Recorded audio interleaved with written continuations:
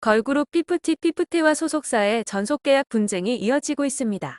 그런 가운데 가수 손승연이 피프티와 똑같은 방식으로 소속사와 소송을 한 뒤 안성일 대표의 소속사로 옮긴 증거가 발견되며 논란이 재차 불거지고 있습니다. 앞서 피프티 사태가 심화되면서 손승연은 안성일 대표와 함께 거론되며 비난을 받았습니다. 마찬가지로 전 소속사를 배신하고 안성일 대표에게 갔다는 점 때문이었는데요. 손승연이 전 소속사와의 전속계약을 상대로 제기한 전속계약 효력 분존재 확인 소송 판결문이 공개되면 파문을 예고하고 있습니다. 공개된 판결문과 더불어 대체 어떻게 관계가 얽힌 것인지 자세히 살펴보겠습니다.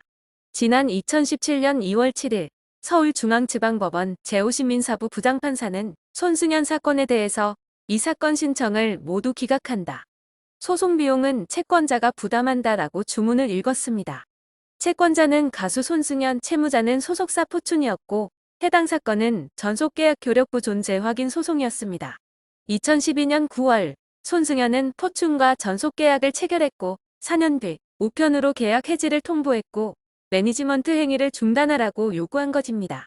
손승연이 계약 해지를 요청한 이유는 7가지인데 그중에 대표적인 6가지는 다음과 같았습니다. 신보 독집 음반 제작 의무를 이행하지 않았다. 포춘 명의의 계좌로 수익금을 수령하지 않았다. 연예 활동을 지원하지 아니하거나 방해하였다. 포춘이 정산 의무를 불이행하였다. 뮤지컬 출연에 대한 지원을 거절하거나 방해했다. 포춘은 손승연에게 가정환경 공개 등을 강요했다. 손승연은 계약을 유지할 수 없는 7개 이유를 내세지만 법원은 받아들이지 않았습니다. 손승연의 억지 주장이라고 판단한 것입니다. 법원은 왜 손승연의 주장을 외면했을까요?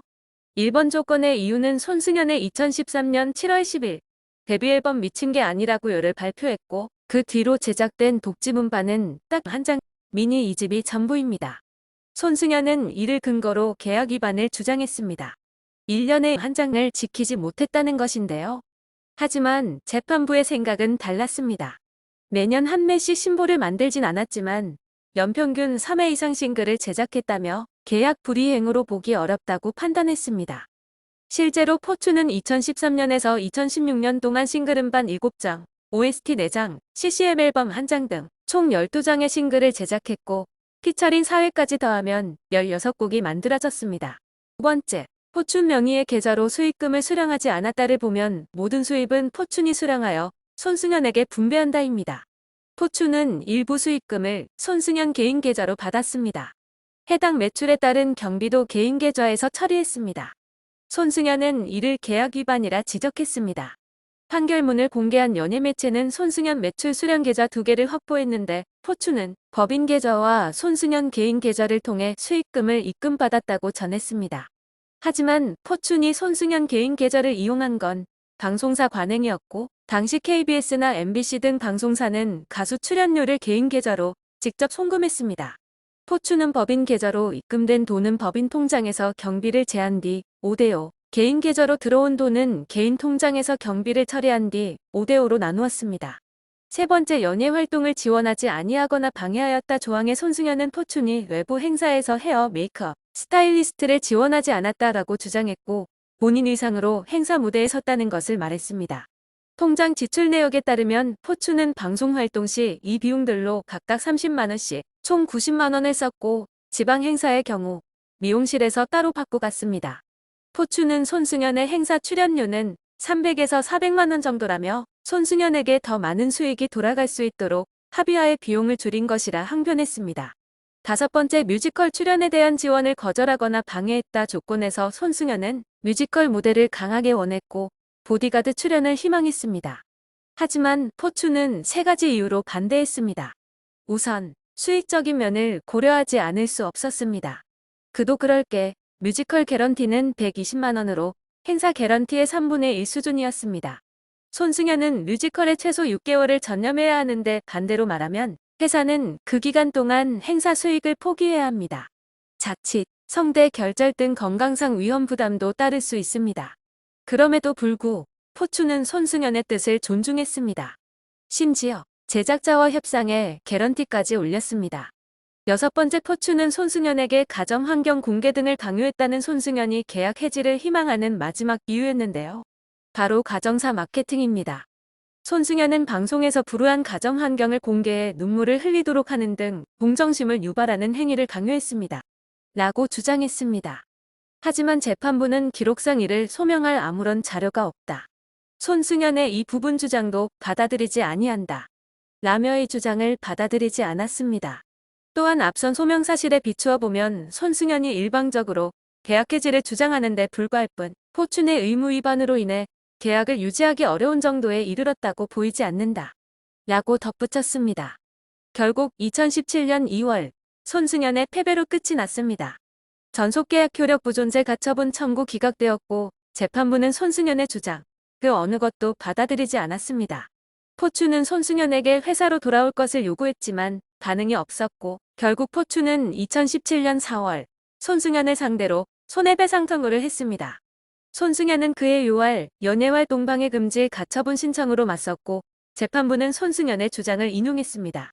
이미 둘 사이의 관계가 끝났다고 본 것입니다. 2018년 4월 손승연은 포춘과 헤어졌고 2개월 뒤 손승연은 24스트릿과 전속계약을 체결했습니다. 그 회사의 수장이 바로 안성일 대표입니다. 안성일은 손승연의 리메이크곡 첫눈이 온다고요를 편곡했습니다. 그리고 당시 이적 후 진행된 뮤지컬 시상식에서 손승연은 SNS에 수상 소감을 남기는데 감사 인사를 전하는 인물들을 한 명씩 거론하며 안성일 대표의 이름도 빼놓지 않습니다. 이때 안성일 대표를 지칭하며 손승연은 제일 고생 많이 하는 안성일 오빠 대표님이라고 소속사 대표와 소속 가수간이라고 보기에는 다소 어색한 호칭을 붙입니다. 또한 여기서 눈에 띄는 이름이 한 명이 더 있었는데요. 나와 제일 많이 붙어 다니면서 뛰어다니고 때로는 엄마 같기도 하고 친구 같기도 한 우리 백 팀장님이라며 등장한 인물입니다. 아이러니하게도 이 인물 역시 이번 피프티 사태가 불거지며 소속사 어트랙트 측에서 추가 고소를 한 인물이죠. 이번 일로 손승연의 사건이 재소환되면서 포춘이 손승연을 위해 유학기간도 계약기간에 포함시켜줬던 사실도 뒤늦게 알려졌습니다. 포춘 관계자는 인터뷰에서 계약기간 동안 손승연의 의지에 따라 버클리 음대를 보내줬다.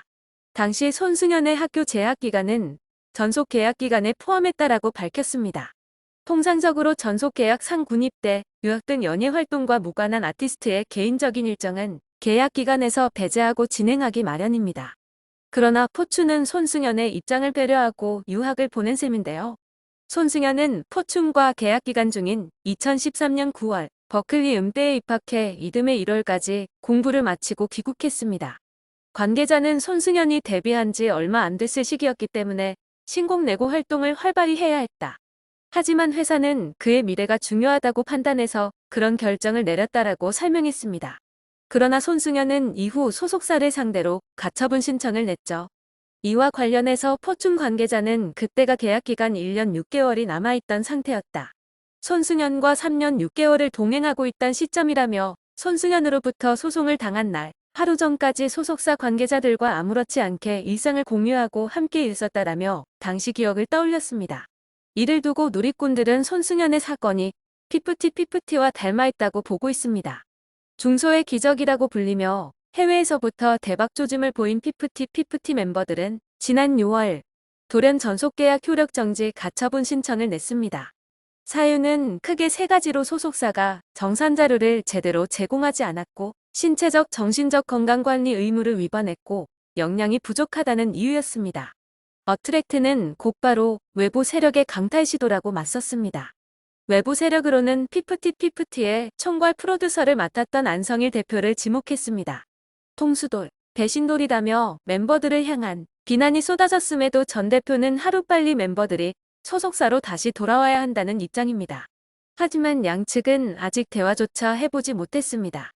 그리고 이 모습은 손승연이 전 소속사와 분쟁을 한 과정과 너무도 닮아 있습니다. 때문에 손승연을 향한 비난도 쏟아지고 있는 것인데요. 그럼에도 손승연은 꿋꿋이 마이웨이를 걷고 있습니다. 손승연은 이날 개인 SNS에 지인들과 팬들이 자신의 뮤지컬 공연을 보고 남긴 칭찬 후기들을 캡처해 올렸습니다. 게시물의 주된 내용은 손승연의 퍼포먼스와 보컬 실력을 찬양하는 것이었습니다. 자신을 향한 의혹과 비난에는 귀를 닫고 칭찬 댓글로 셀프 찬양을 하며 마이웨이를 걷고 있는 손승연의 대중의 분노는 더욱 커지고 있습니다. 이번 일을 계기로 기획사 권리를 더 보호해야 한다는 주장도 나옵니다.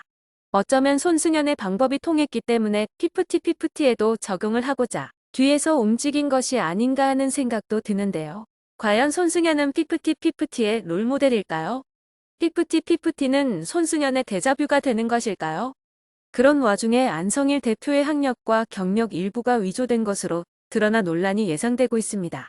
현 기준, 포털 사이트 등에 게재된 안 대표의 공식 프로필 학력란에는 중앙대학교 경영학부 졸업한 것으로 표기돼 있습니다. 하지만 취재에 따르면 중앙대학교 경영학과 졸업생 목록 명단에는 안성일이라는 인물이 존재하지 않습니다. 안 대표는 그간 이력서를 제출할 당시 자신을 중앙대학교 경영학과를 졸업자로 소개했습니다. 여러 포털 사이트 프로필에도 중앙대학교 출신으로 표기돼 있습니다. 또한 그가 일했다고 알려진 회사들의 경력도 의혹이 제기되고 있는데요.